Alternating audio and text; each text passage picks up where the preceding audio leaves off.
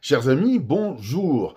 Aujourd'hui, je m'étais organisé pour enfin vous faire un petit essai du GT3 en extérieur. En plus, j'ai pris 2 batteries supplémentaires pour la somme considérable de 11 euros, vous voyez un peu.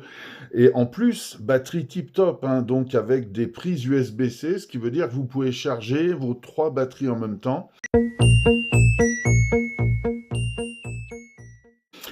J'avais consulté Météo France qui nous coûte la bagatelle de 70 millions d'euros par an. D'accord?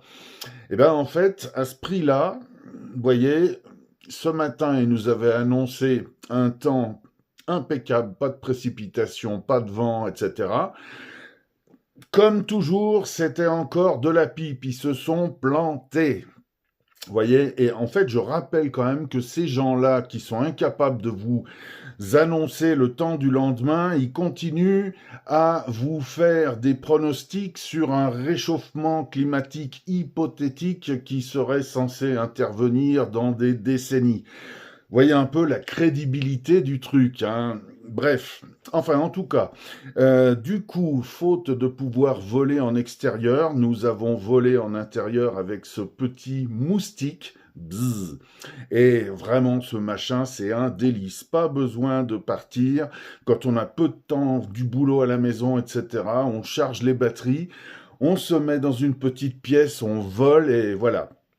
Alors, par contre, sur les 6 minutes à peu près de vol qui sont possibles avec une batterie, on a 4 minutes où on a, j'allais dire, la maîtrise totale de l'engin.